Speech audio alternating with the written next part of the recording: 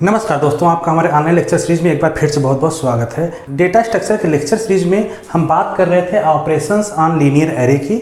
Operations on linear array की बात करें तो हमने कुछ ऑपरेशंस यहाँ पे लिख रखा है, traversing, insertion, deletion, sorting, searching, merging, जिसमें से अभी तक हमने traversing, insertion, deletion, sorting cover कर लिया है।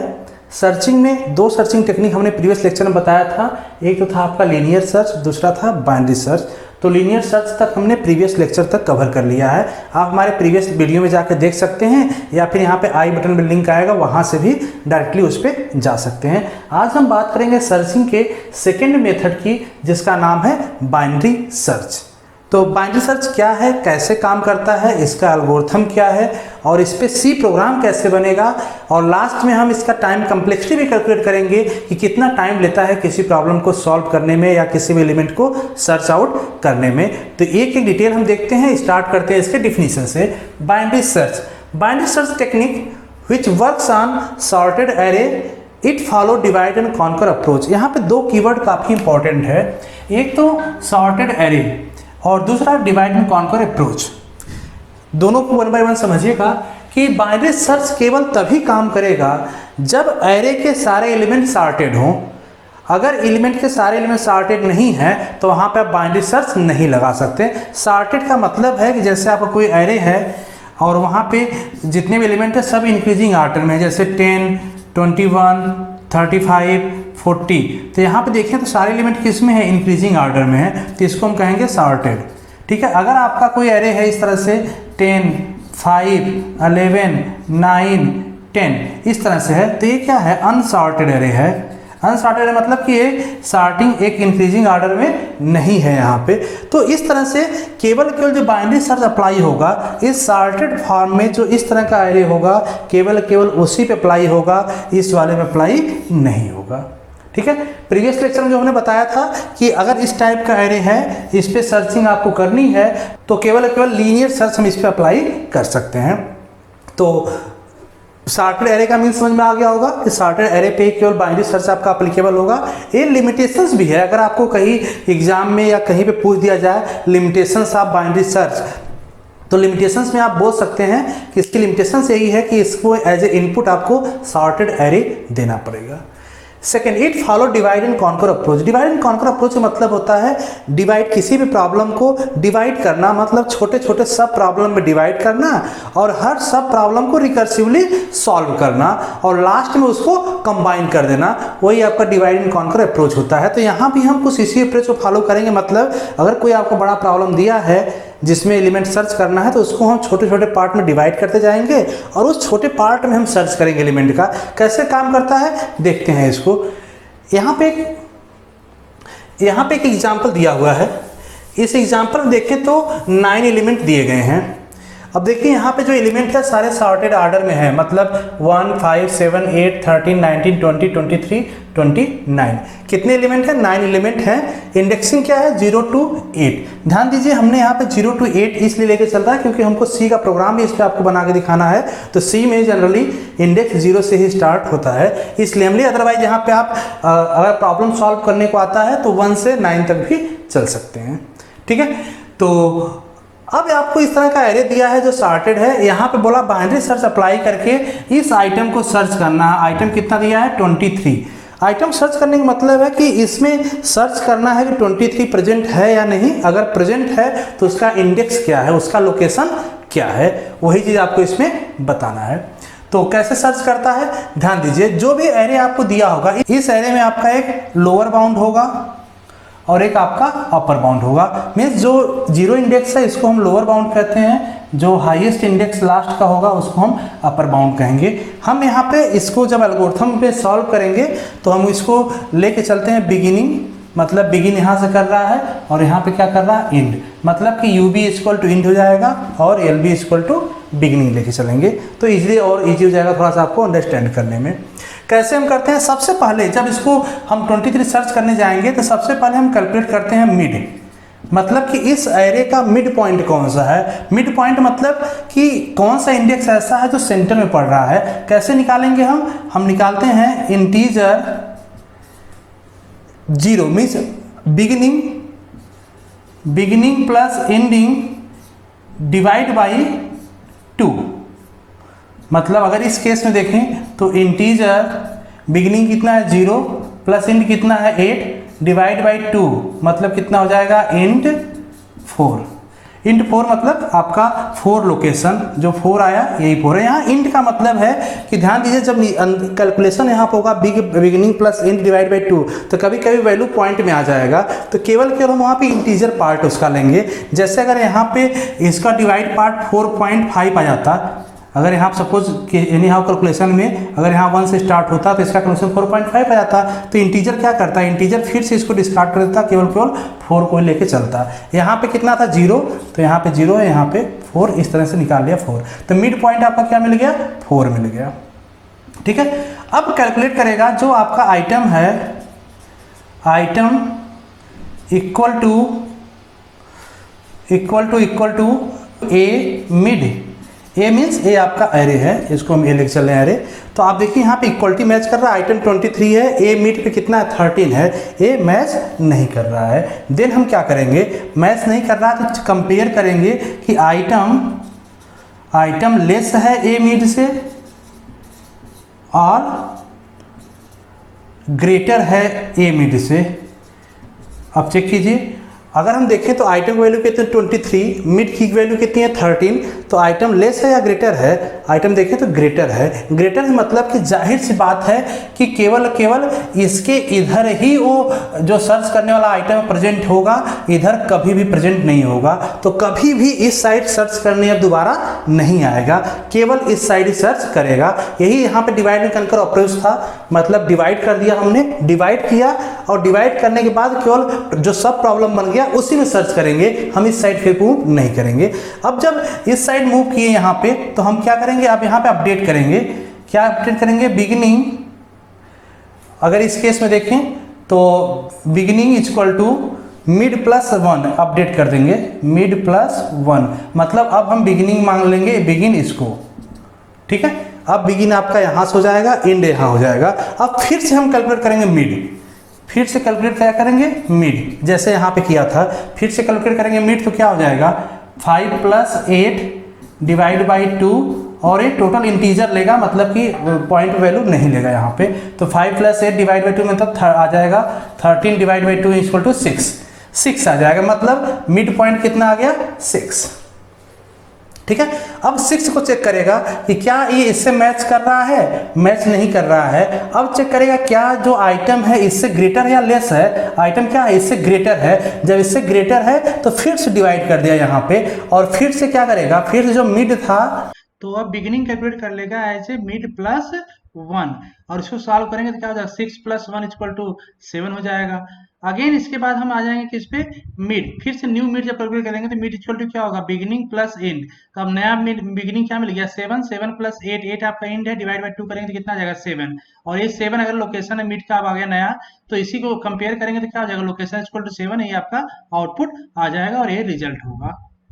होप सो ये कंसेप्ट समझ में आ गया होगा आपको। हम एल्गोरिथम की बात करते हैं, एल्गोरिथम कैसे काम करता है ये भी देख लेते हैं। तो एल्गोरिथम देखते हैं हम इसी प्रॉब्लम पे, सेम प्रॉब्लम पे एल्गोरिथम देखते हैं कैसे काम करता है, फिर आपको और क्लियर हो जाएगा कि बाइनरी सर्च काम कैसे कर रहा है। एल्गोरिथम क्या करता है, एक आपका एरे होगा ए, जैसे सपोज इस केस में आपका ए एरे है, ए एरे दिया गया है और एरे सॉर्टेड होना चाहिए, अनसॉर्टेड पे काम नहीं करेगा बाइनरी सर्च। लोअर बाउंड एक आपका लोअर बाउंड होगा, मतलब ये आप क्या आ गया LB, और एक अपर बाउंड होगा जो यहाँ पे होगा, इसको हम कहेंगे अपर बाउंड UB।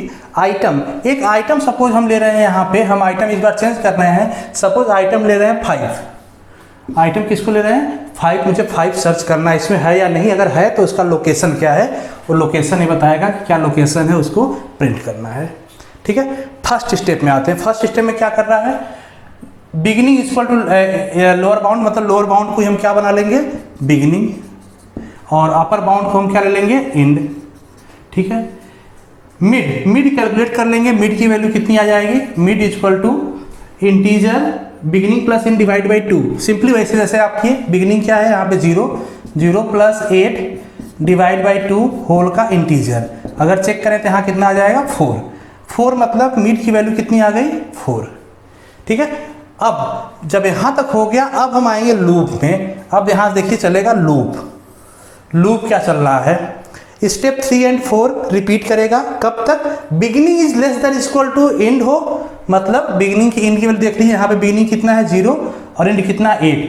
या तो एक कंडीशन ट्रू हो और साथ में ए भी कंडीशन ट्रू हो। एक कंडीशन क्या ट्रू हो? A mid is not equal to item. अब a mid is not equal to item, देखिए आइटम 5 है और मिड की ए मिड कितना है 13 है, इक्वल नहीं है ना, मतलब कंडीशन सेटिस्फाइड यहाँ कर रहा है। अगर इन दोनों में कोई भी कंडीशन फेल होता है देन तुरंत यहाँ से जंप किस पे कर जाएगा? स्टेप 5 पे। ठीक है, तो यहाँ पे अब देखें दोनों कंडीशन ट्रू हो रहा है तो हम किस पे आएंगे? इस पे। If item less than a mid, check कीजिए आइटम जो था, आइटम कितना 5, ए मिड कितना है 13, क्या इससे लेस है? Condition true.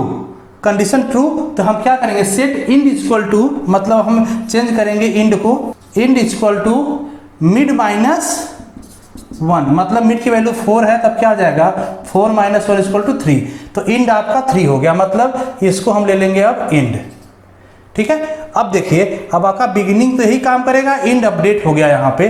जब इंड अपडेट हो गया तो फिर से हम क्या निकालेंगे? देखिए यहाँ पे काम इसको करने के बाद एल्स में तो जाएगा नहीं, इस पे आएगा स्टेप 4। स्टेप 4 क्योंकि रिपीट कर रहा है स्टेप 4 भी, स्टेप 4 में फिर से मिड निकालेगा, तो फिर से मिड निकालेगा तो क्या हो जाएगा? अब मिड के केस में देखिए बिगिनिंग प्लस इंड, इंड इस वाली वैल्यू को लेगा तो क्या हो जाएगा? 0 प्लस 3 होल डिवाइड बाई 2 इसका इंटीजर, तो कितना हो जाएगा? 3/2 मीन्स इक्वल टू 1, इंटीजर में 1 आएगा तो किस पे आ गया? 1 पे, 1। अब अगेन चेक करेगा, देखिए अब फिर से जब यहाँ पे आएगा तो चेक करेगा इसको। अब देखिए मिड इक्वल टू कितना आ गया? 1 आपका आ गया, मिड इक्वल टू 1 आ गया, मतलब इस लोकेशन पे आ गया। चेक कीजिए beginning is less then and, beginning की वैल्यू कितनी है 0, एंड की वैल्यू कितनी है 3, ये कंडीशन ट्रू है। सेकंड कंडीशन देख लीजिए, ये भी ट्रू होना चाहिए। ए मिड मतलब कि इसकी वैल्यू बोल रहा है, a mid 5 is not equal to item, item की वैल्यू कितनी 5, ये तो इक्वल है, इक्वल मतलब यहाँ पे कंडीशन फेल। कंडीशन फेल तो यहाँ से जंप करेगा किस पे? इस पे। और यहाँ पे फिर से क्या चेक करिए? A mid equal to item, हाँ a mid equal to, a mid जो यहाँ था इसका आइटम इक्वलिटी है, देन लोकेशन सेट क्या कर लेगा? LOC इक्वल टू मिड, मतलब इक्वल टू कितना है? 1, कितना है 1, इसको सेट कर लेगा और यही लोकेशन आपको प्रिंट कर देगा एज ए आउटपुट में। ठीक है, एक और केस ले लेते हैं। जैसे सपोज कीजिए कि मुझे आइटम सर्च करना है 13 सर्च करना है इस एरे में, तो देखिए यहाँ तक तो हम काम कर लेंगे, लेकिन जब इसमें आएंगे यहाँ पे देखिए एक कंडीशन फर्स्ट टाइम ही होल्ड कर फेल कर जाएगी, क्योंकि ए मिड, जब मिड हम निकालेंगे, इसका मिड निकालेंगे तो यही तो मिड आएगा, क्योंकि अगर इसमें हम 13 ले रहे हैं तो मिड निकालेंगे तो ये कंडीशन पहली बार ही फेल हो जाएगी, तुरंत आ जाएगा यहाँ पे और 13 यहीं पे लोकेशन प्रिंट कर देगा 4। तो होप सो आपको कंसेप्ट समझ में आ गया होगा। नेक्स्ट हम आगे देख लेते हैं सी प्रोग्राम इसका कैसे बनेगा। तो अब हम इसी एल्गोरिथम को सी प्रोग्राम में इम्प्लीमेंट कर रहे हैं। सी प्रोग्राम हमने यहाँ पे पहले से बना दिया है, क्योंकि वीडियो बहुत ज़्यादा लेंदी ना हो इसलिए हमने पहले बना दिया। तो आप कंसेप्ट समझ लीजिए 1 बाय 1। हमने सबसे पहले प्रोग्राम क्या किया सी प्रोग्राम में कि हमने कुछ वेरिएबल डिक्लेयर कर लिया। जैसे आपको यहाँ वेरिएबल दिया हुआ है, मतलब एक आई होगा, आई लूप चलाने के लिए हमने एक वेरिएबल ले लिया। n नंबर आप एलिमेंट के लिए ले लिया, जितने नंबर आप एलिमेंट होंगे इसमें एरे में। बिगिनिंग एंड और मिड, जैसे यहाँ पर हमने एल्गोरिथम मैंने बताया कि फर्स्ट पोजीशन और अपर बाउंड, इंड के अपर बाउंड हो गया इंड के लिए, मिड निकालेंगे। आइटम, जिस आइटम को सर्च करना वो भी चाहिए मुझे, और एक एरे हमने ले लिया 100 साइज़ का, हमने मेमोरी रिजर्व कर लिया यहाँ पे। अब हम सबसे पहले जब यहाँ पे एरे 100 साइज़ की मेमोरी ले लिया तो हम क्या करेंगे कि कितने उस 100 में से कितने एलिमेंट मुझे यूज करना। सपोज इस केस में ले तो कितने हैं 9 है ना, केवल 9 लेने हैं, तो यहाँ पे हम 9 एलिमेंट स्टोर करने के लिए ले सकते हैं। तो हमने यहाँ पे सिंपली एक जनरल स्टेटमेंट लिख दिया, print of inter number of element for array. कितने एलिमेंट आपको चाहिए, सपोज हमने ले लिया n एलिमेंट मतलब लेना है। n की जगह आप 10, 20, 30, 50 कुछ भी ले सकते हैं, लेकिन 100 से ज़्यादा नहीं ले सकते क्योंकि 100 आप साइज़ डिफाइन कर दिए हैं। और जब साइज ले लेंगे जितनी, सपोज करो कि 9 ले लिए इस केस में, अब 9 ले लिए तो आपको एलिमेंट कितनी स्टोर करनी है, 9 एलिमेंट तो स्टोर करेंगे। तो यहाँ पे 9 एलिमेंट स्टोर करने के लिए हमने फॉर लूप से, जैसे एरे में सिंपली एलिमेंट स्टोर होता है i = 0, i n, i++ और स्कैन अप आई की लोकेशन मीन्स स्टार्टिंग में 0 से लेके 9 तक हमने 0 से लेके 8 तक हम यहाँ पे आइटम स्टोर कर लेंगे। तो इस तरह से आपका आइटम स्टोर हो जाएगा। मतलब अगर यहाँ तक देखें तो इनपुट का काम हो गया एरे का। अब इसके बाद मुझे सेकंड लेना था आइटम, किस आइटम को सर्च करना है, जैसे एल्गोरिथम में लिखा है। तो जब आइटम को सर्च करने के लिए हम लेंगे तो उसके लिए भी तो मुझे यूजर से पूछना पड़ेगा। तो हमने फिर से इंटर ले लिया, enter the item you want to search, जो आइटम आपको सर्च करना है। सपोज जो आइटम सर्च करना हमने आइटम के पास स्टोर कर लिया। इसके बाद अब यहाँ से आपका मेन एल्गोरिथम देखिए जो स्टार्ट हो गया, यहाँ से जो पॉइंट वाइज लिखा हुआ है। तो आपको बिगिनिंग हम ले लेंगे 0, जैसे यहाँ पे है। एंड ले लेंगे n-1, जैसे 9 एलिमेंट है तो 9-1 मतलब 8 तक चलेगा यहाँ पे। और मिड, हम एक मिड कैलकुलेट कर लेंगे।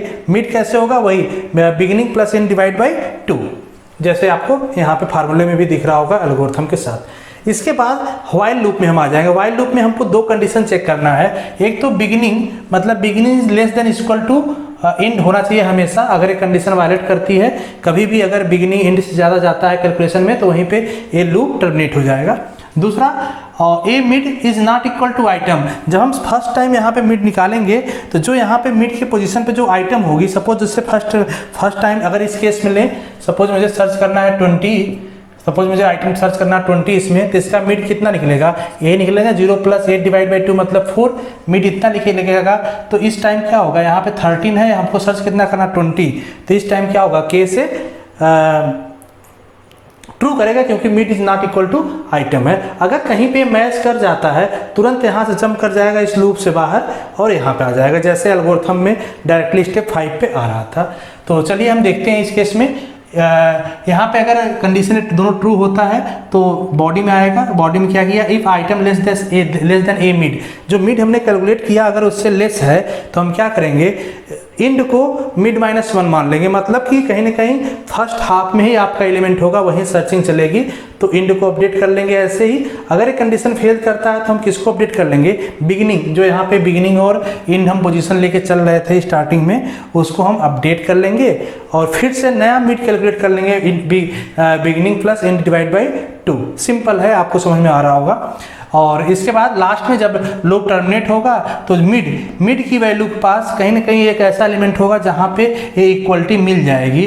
अगर इक्वलिटी मिल जाती है तो वहीं पे उसी लोकेशन को, उसी मिड वाले लोकेशन को हम प्रिंट कर देंगे आइटम फाउंड। अगर ये भी कहीं पे नहीं मिलता है देन हम क्या कर सकते हैं, देन कर देंगे आइटम नॉट फाउंड। जैसे सपोज इसी की हम ले रहे हैं 20 के केस में, तो 20 के केस में लेंगे तो यहाँ पे beginning is equal to 0, end is equal to 8 हो गया। यहाँ पे हम इसको लेके चल रहे हैं, मिड निकाल लेंगे तो मिड कितना आ जाएगा, 4 आ जाएगा इसका, ठीक है, 4 आ गया। अब अगर हम इसको कंपेयर करें तो ये देखिए beginning is less than equal to end 0 है, यहाँ पे 8 है, कंडीशन ट्रू हुआ। A mid is not equal to item, a mid मतलब 13 है, आइटम 20 है, नॉट इक्वल टू मतलब कंडीशन ट्रू है, तो यहाँ पे आएगा। यहाँ पे item is less than a mid, item जो है इससे लेस है या ग्रेटर है मतलब कि बिगिनिंग को अपडेट करेगा। तो बिगिनिंग इज इक्वल टू कितना हो जाएगा, मिड +1 मतलब 5 हो जाएगा। और फिर से नया मिड निकालेगा जब यहाँ पे, तो जब नया मिड निकालेगा क्या हो जाएगा, 5 प्लस इंड क्या है 8 इक्वल टू 13 और डिवाइड बाई 2 इक्वल टू 6 आ जाएगा, इंटीजर में 6। अब जब 6 आ गया तो फिर से जब यहाँ पे जाएगा तो चेक करेगा कि 6 लोकेशन पे 6 पे यहाँ पे देखिए बिगिनिंग तो आपका अपडेट हो, बिगिनिंग तो कितना हो गया, बिगिनिंग 5 हो गया, इंड वही है, तो एक कंडीशन तो ट्रू होगा, लेकिन ये वाला कंडीशन देखिए फेल हो जाएगा क्योंकि ए मिड मतलब यही आ गया 6 लोकेशन में, यहाँ पे क्या हो रहा है, मैच कर जा रहा है, मैच कर जा रहा, कंडीशन फेल डायरेक्टली कहाँ पे आएगा, यहाँ पे। और ए मिड इक्वल टू क्या, आइटम 20 सर्च करना था मुझे, मैच कर जाएगा तो इसका लोकेशन जो है मिड का 6 है, ये आपको यहाँ पे प्रिंट कर देगा एज ए आउटपुट, ठीक है। तो होप सो आपको एक समझ में आ गया होगा। इजी है, सी प्रोग्राम आप देख सकते हैं, जैसे आप सी प्रोग्राम करते आए हैं नॉर्मली एरे का, उसी तरीके से है। नेक्स्ट अगर हम बात करें टाइम कम्प्लेक्सिटी की, जो कि काफ़ी इंपॉर्टेंट पार्ट होता है इसका, टाइम कम्प्लेक्सिटी कैसे निकलेगा वो देख लीजिएगा। टाइम कम्प्लेक्सिटी हम 3 केस में निकालते हैं, बेस्ट केस, एवरेज केस और वर्स्ट केस में। बेस्ट केस में क्या होगा टाइम कम्प्लेक्सिटी, देखिए बेस्ट केस आपको समझ में आ रहा हो कब होगा, बेस्ट केस मतलब जब सबसे कम नंबर ऑफ कंपैरिजन हो सर्च करने में, तो इसमें सबसे कम नंबर ऑफ कंपैरिजन क्या होगा, सपोज करो कि जब हम फर्स्ट मिड कैलकुलेट करेंगे, जिस आइटम को सर्च करना हो मिड पे ही प्रेजेंट हो। जैसे इस केस में सपोज करो अगर आइटम आपको सर्च करना है 30, 13 सर्च करना है। तो क्या करेंगे, जैसे ये वाला स्टेप कंप्लीट होगा तो मिड की वैल्यू कितनी आएगी, यही मिड कैलकुलेट होगा इसमें, और यही वैल्यू इससे क्या कर जाएगी, मैच कर जाएगी। तो लूप में कहाँ गया, लूप में जाएगा नहीं, केवल कितना मैच हुआ, एक मैच हुआ। तो उस केस में क्या होगा, कम्प्लेक्सिटी हो जाएगा बिग ओ 1। कब ऐसा हो रहा है, जब फर्स्ट टाइम मिड की वैल्यू ही आपकी आइटम वैल्यू हो, देन उस टाइम क्या आ जाएगा, बेस्ट केस। एवरेज केस क्या होगा, एवरेज केस समझिएगा क्या कर रहे थे हम, कि जब आपका कोई एरे दिया है तो उसको हमेशा हम 2 पार्ट में डिवाइड कर रहे हैं, ठीक है, मिड निकाल रहे हैं ना, तो 2 पार्ट में डिवाइड हो रहा है। तो ऐसे समझिए कि सपोज n वैल्यू दिया हुआ है, n वैल्यू को हम 2 से डिवाइड करते करते किसी ने एक पोजीशन पर ऐसे जाएंगे जब वन एलिमेंट सिंगल एलिमेंट आएगा, तो उस केस में क्या हो जाएगा, सपोज आपका n एलिमेंट है, अगर n को हम डिवाइड करते चले 2 पार्ट में ब्रेक करते जा रहे हैं, तो 2 में हम ब्रेक करते जा रहे हैं, कितनी टाइम ब्रेक में डिवाइड करें, मतलब हम यहाँ पे x ले लेते हैं इक्वल टू 1 आ जाए, कभी तो ऐसा कंडीशन होल्ड करेगा जब हम डिवाइड करते जाएंगे। तो इस केस में कम्प्लेक्सिटी आपकी यहीं से निकलेगी। अगर इसको सॉल्व करें तो हम कह सकते हैं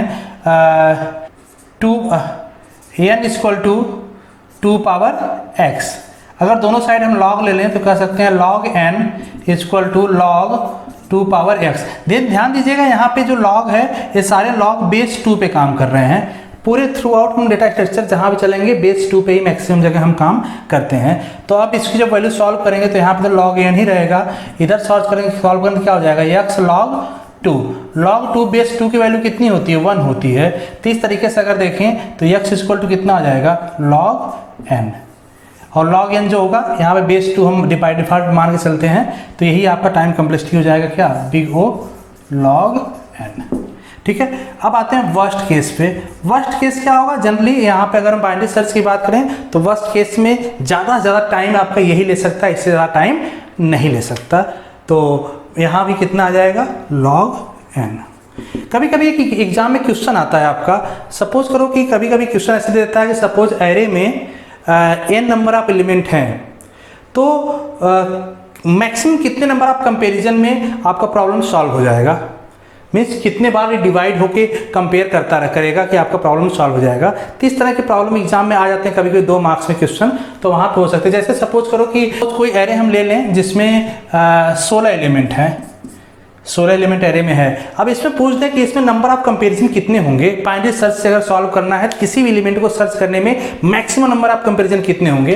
तो आप देखिए, आप डायरेक्टली इससे निकाल सकते हैं, क्योंकि आपको फार्मूला पता है कि एवरेज केस और वर्स्ट केस में कितना टाइम लग रहा है, log n। तो log n निकाल सकते हैं, मतलब log 16 बेस 2 निकालेंगे तो कितना हो जाएगा, आ जाएगा आपका 4, मतलब ज़्यादा से ज़्यादा 4 कंपेरिजन होगा, 4 कंपेरिजन में आपका रिजल्ट आउटपुट आ जाएगा। तो होप सो आपको कंसेप्ट क्लियर हो चुका होगा, कैसे हम एल्गोरिथम बनाएंगे, प्रॉब्लम कैसे सॉल्व होता है ये भी समझ में आ गया होगा, और टाइम कम्प्लेक्सिटी और सी प्रोग्राम भी क्लियरली समझ में आ रहा होगा। कोई डाउट हो तो आप क्वेश्चन कीजिएगा, आपको रिप्लाई जरूर दिया जाएगा। नेक्स्ट टॉपिक आपका आता है मर्जिंग।